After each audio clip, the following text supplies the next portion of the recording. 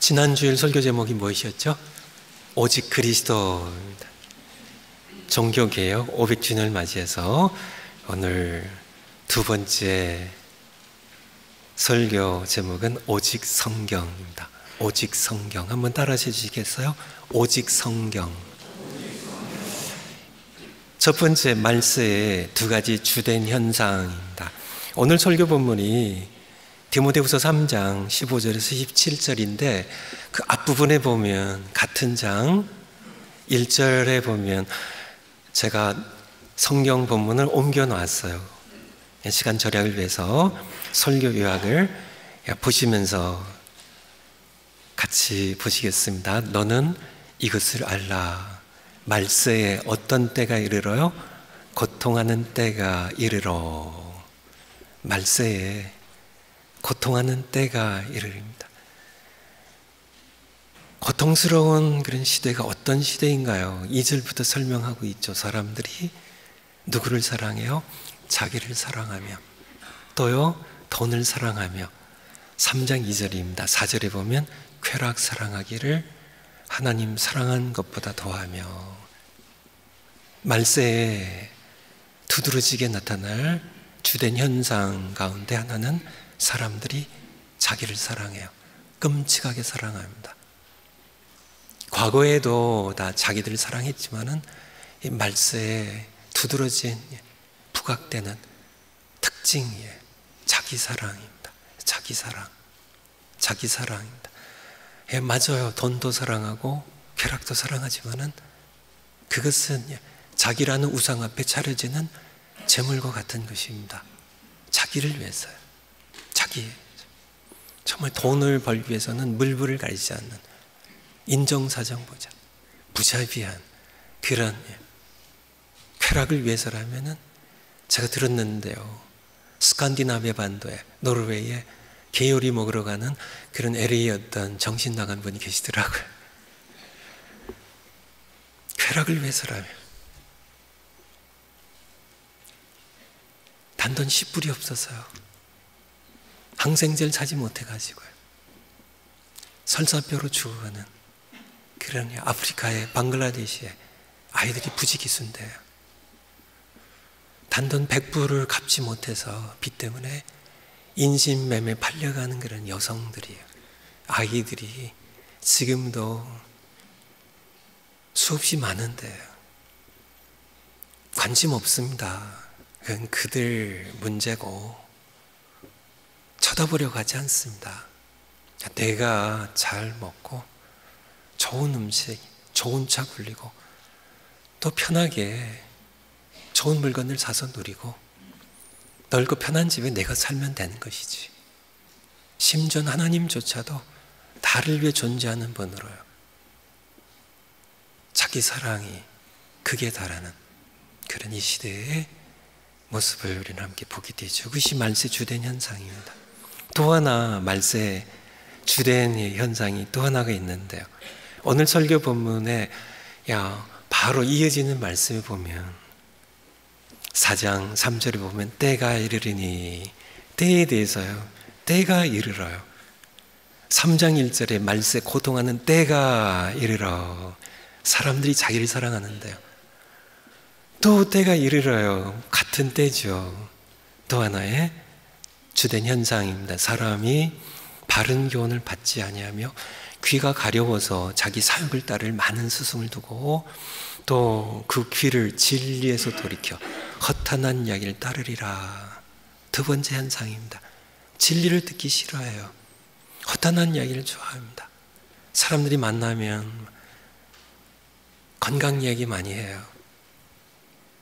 나쁜 얘기 아니지만은 영혼의 관점에서 보면 허탄한 얘기입니다. 맛있는 음식 얘기 많이 해요. 하나님의 관점에서 보면 허탄한 얘기입니다.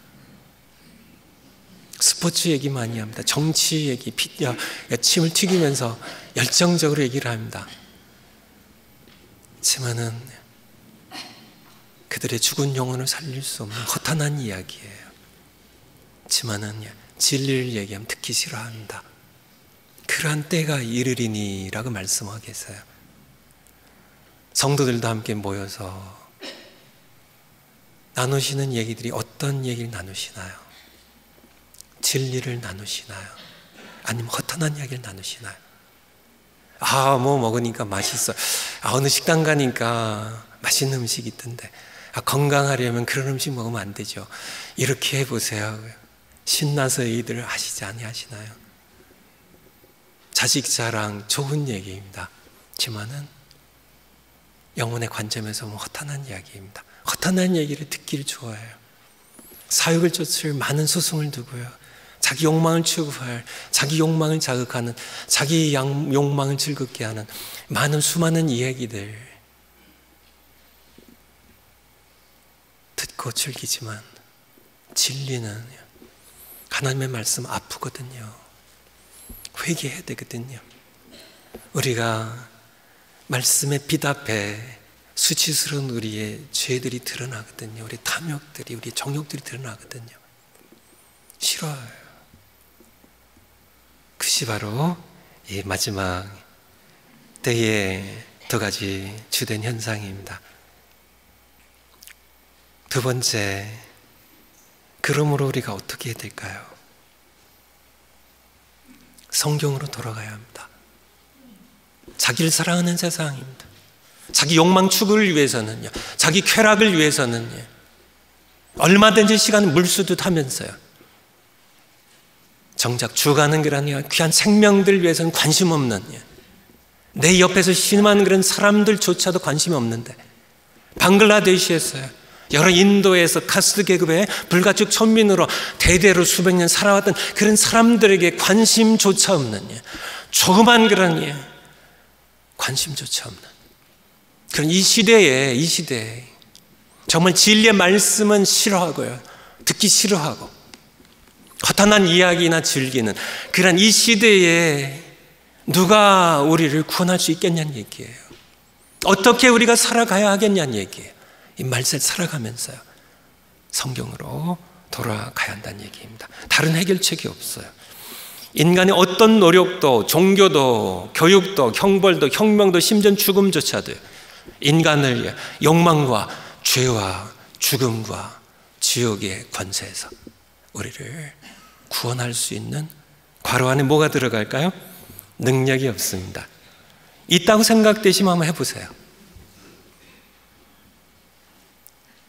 한번 적당한 종교 한번 선택해 보셔가지고요, 한번 노력해 보세요.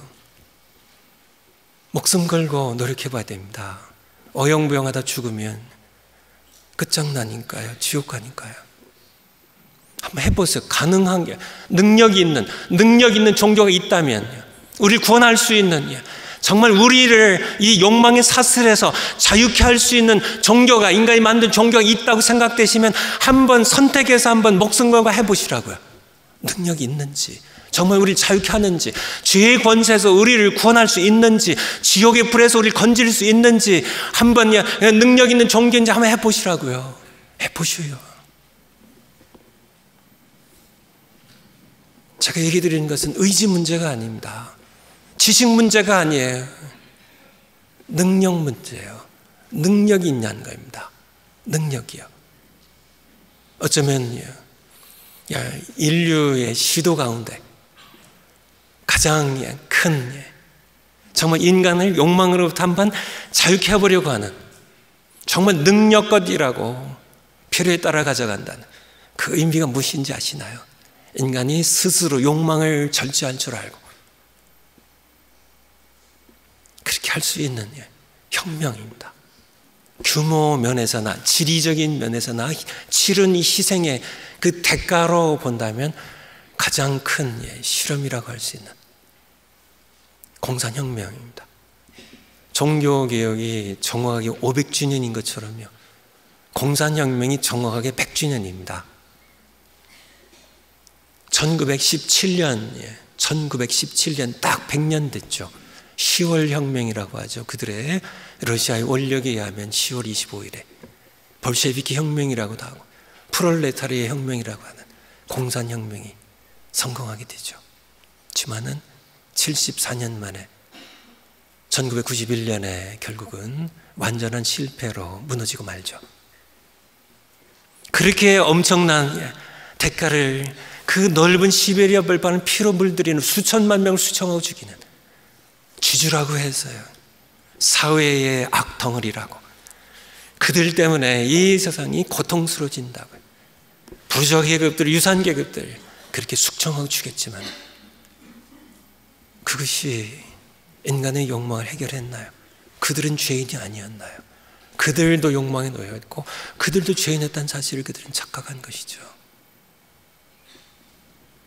그 어떤 것도요, 혁명도요, 종교도요, 어떤 노력도, 어떤 교육도, 감옥에 가는 것도, 그 어떤 것도, 죽음조차도 인간을 욕망과 죄의 사슬에서, 지옥불에서 건져낼 수 있는 능력이 있는 것은 없습니다. 그런데 딱 하나가 우리를 구원할 능력이 있습니다. 그것이 오늘 성경 본문이에요. 3장 15절에 보면 설교 요약에 옮겨 놓은 것으로 그냥 보겠습니다. 성경은 능히 그렇게 번역하고 있지만은 능력이 있다는 얘기입니다. The Holy Scriptures are able, 능력이 있다고요. 능히 너로 하여금 그리스도 예수 안에 있는 믿음으로 말미암아 구원에 이르는 지혜가 있게 할 능력이 있느니라고 말씀하고 계세요. 능력 있는 책이 있습니다. 여기서 우리는 성경으로 돌아갈 이유를 발견하게 되죠. 세 번째, 성경을 둘러싸고 진행된 전쟁입니다. 설교 요약에 써 있는 것처럼요, 종교개혁은 성경을 못 보게 하려는 세력과 성경을 백성들에게 돌려주려고 하는, 읽고 듣게 하려고 하는 세력 간의 싸움이었습니다. 1517년 10월 31일에 마틴 루터가 이제 비텐베르그의 예배당에 문에다가 이제 95개의 논조를 붙이면서 불붙기 시작했지만은 사실 종교개혁은 그때 시작된 것은 아닙니다. 이미 시작되었는데 그때 이제 본격적으로 불붙기 시작한 것이죠. 12세기에 프랑스에 피터 왈도라는 그런 분이 계셨는데요. 그분이 성경을 대해보니까 성경 말씀에 바로 우리를 구원하는 능력 있는 말씀이었어요. 그래서 그는 프랑스어로 신약 성경을 번역을 해가지고 백성들로 하여금 읽게 했습니다. 그리고요, 14세기에는 영국의 위클리프가요 성경을 영어로요, 15세기에는 체코의 얀 후스라는 분이 체코어로, 그리고 우리가 알다시피 16세기 1517년 이후에 독일의 마틴 루터가 당시의 현대 독일어로 성경을 번역하여 백성들에게 성경을 읽게 했죠. 그 당시까지는 모두 성경이 그 당시에 이렇게 쓰여진 모든 성경은 고대 라틴어입니다. 고대라는 말입니다. 이미 사용하지 않는 죽은 사후가 되어버린 고대 라틴어로 된 성경만 있었고, 그것은 소수의 사제들의 전유물로, 일반 성도님들은 그것을 라틴어를 몰라서 읽을 수도 없거니와 읽는 것을 엄하게 금했습니다. 엄하게 금했어요. 그리고 예배조차도, 미사조차도 라틴어로 드렸기 때문에 일반 성도님들은 성경을 읽을 수도 없었고 들을 수도 없는 그런 암흑에 가다두는 그러한 그 시대의 교회의 모습입니다. 그래서 종교개혁은 성경을 백성들에게 돌려주는 그런 개혁이, 그런 혁명이었습니다. 그것에 대해서 천주교회는 격렬하게 반대하고 핍박을 했죠. 이 왈도와 그를 따르는 그러한 크리스찬들을 1184년에 이단으로 정죄하고 출결시켰습니다. 그래도 성경을 읽는 그런 크리스찬들이 점점 더 늘어나자 1487년에는 그 당시 로마 가톨릭 교회 교황이 이노센트 8세입니다. 그가 18,000명의 군대를 파견해서 왈도를 따라서 하나님의 말씀을 불란서로 읽고 신앙생활하는 왈도파 크리스찬들 100만 이상을 학살합니다. 그리고 위클리프를 죽었는데요, 죽은 위클리프의 시체를 다시 끄집어내갖고 화형을 시켰어요. 왜요? 성경을 번역했다고요. 그리고 체코의 개혁자인의 얀 후서는 산채로 화형을 시켜서 태워지겠습니다. 마틴 루터는 하나님의 은혜죠.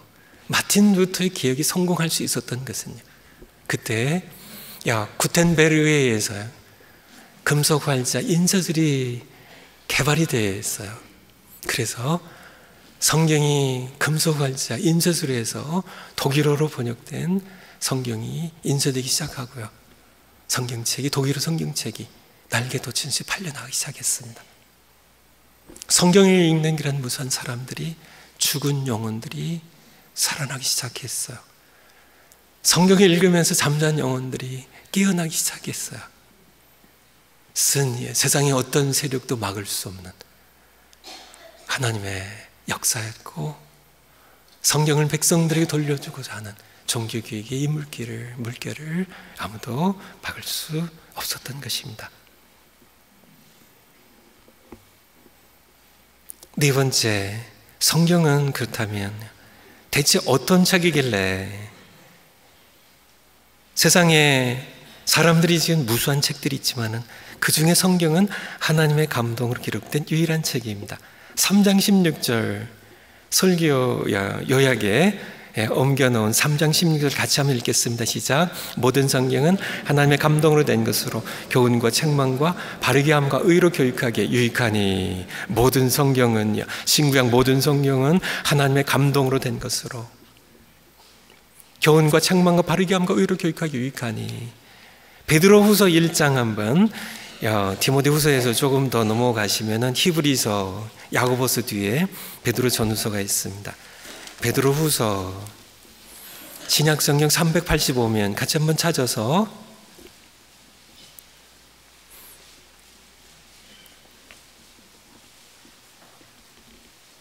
베드로후서 1장 20절 21절입니다. 먼저 알 것은 성경의 모든 예언은 사설의 불끝이 아니니. 21절 같이 한번 읽겠습니다. 시작.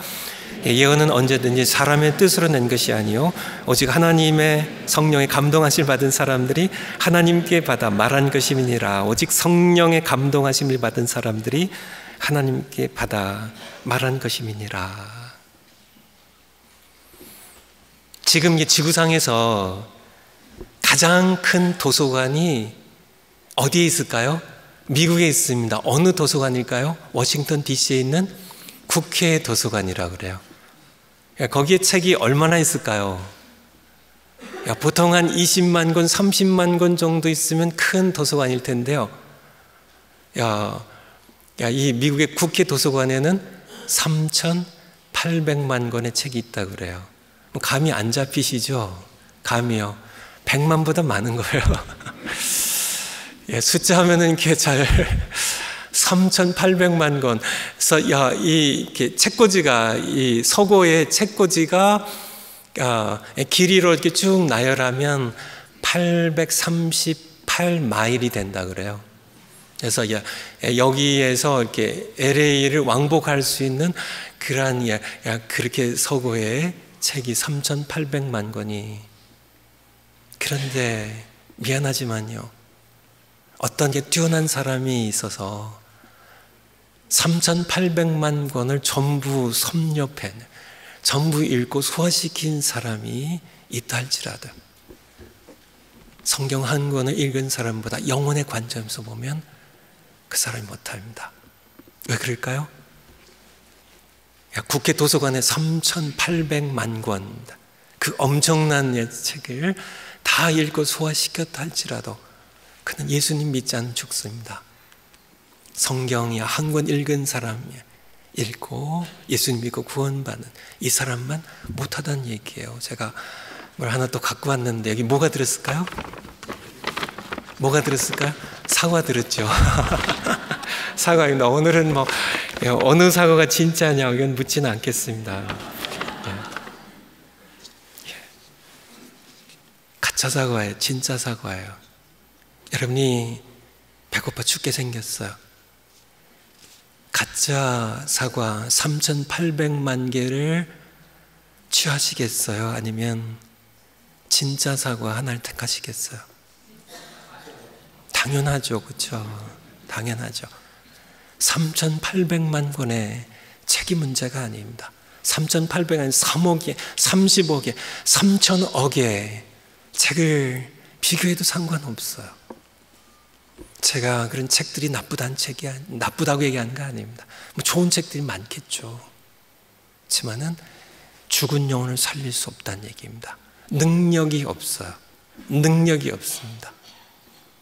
인간에게 여러 지식들을 전해줄 수 있겠지만, 감동적인 그런 감동을 줄 수 있겠지만은 죽은 영혼을 살릴 수가 없어요.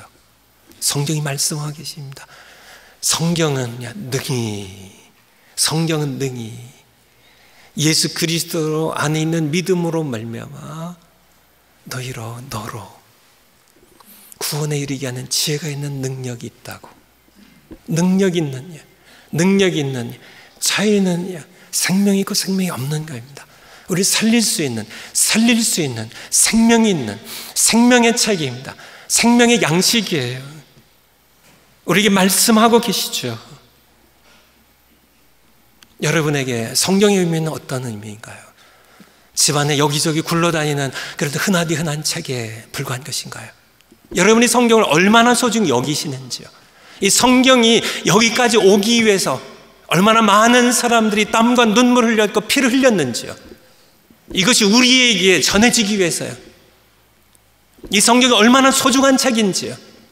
여러분이 그만큼 소중히 여기시는지요. 교회도 보면요, 가장 많이 굴러다니는 책은 성경책입니다. 찾아가지도 않아요.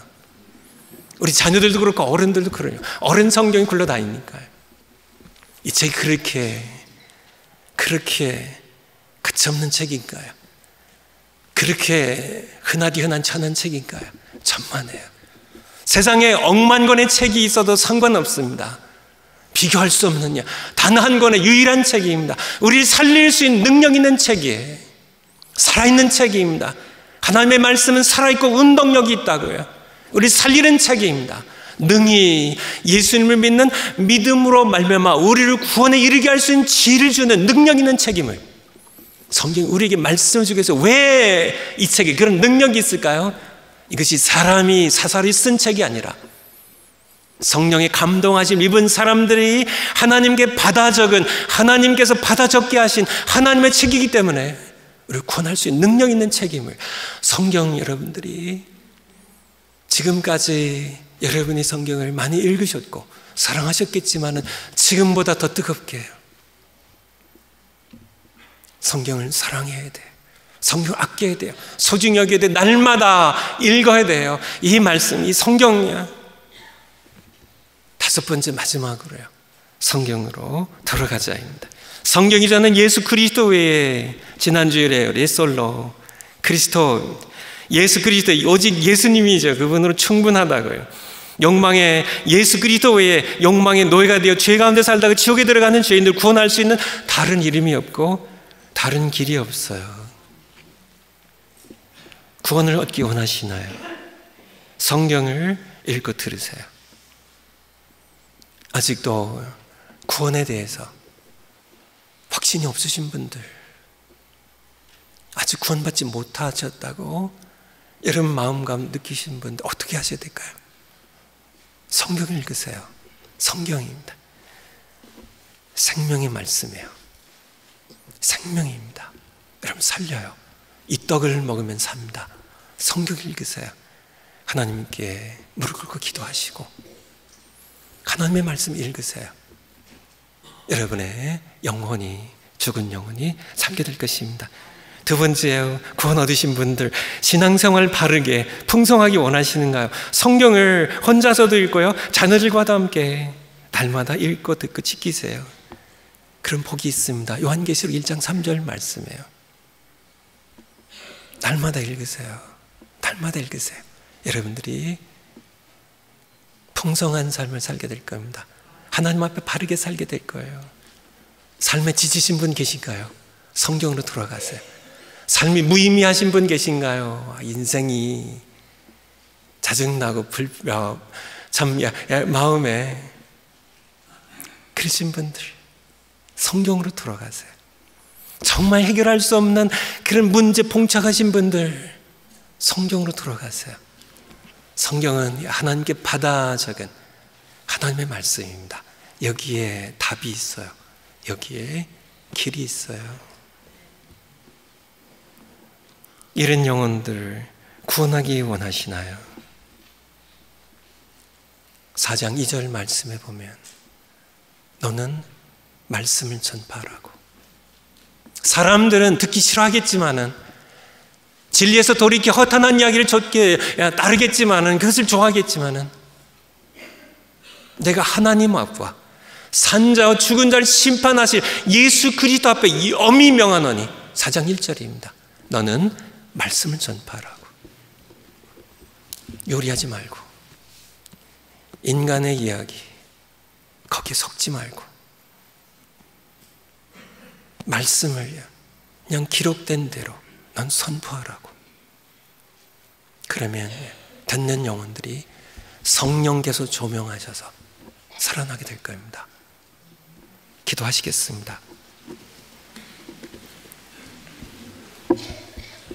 하나님 아버지, 정말 우리가 살아가는 이 시대가 마지막 때입니다. 사람들이 자기를 사랑하고 돈과 쾌락을 사랑하게, 하나님 사랑하는 것보다 더하는, 그리고 진리를 몹시 듣기 싫어하고 허탄한 이야기를, 정치, 스포츠, 건강 이야기를 즐기는 그런 시대를 우리는 그 한복판 살아갑니다. 우리가 성경으로 돌아가겠습니다. 성경으로 돌아가는, 성경이 얼마나 소중한 책인지 우리가 늘 성경을 가까이 하며, 성경을 읽으며, 성경 안에서 하나님을 만나며, 또 잃어버린 많은 영혼들을 위하여 성경에 기록된 말씀 그대로 선포하는, 그래서 그들도 듣고 믿고 구원받게 하는 남은 생애를 살아가기 원합니다. 우리를 써 주시옵소서. 예수님의 이름으로 기도하옵나이다. 아멘.